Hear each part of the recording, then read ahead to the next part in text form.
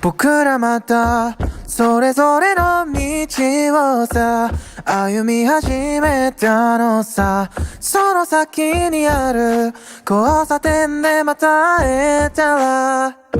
その時は二人で長い長い話を夜が明けるまで語り明かしたいね。今はグッバイ片道の人生に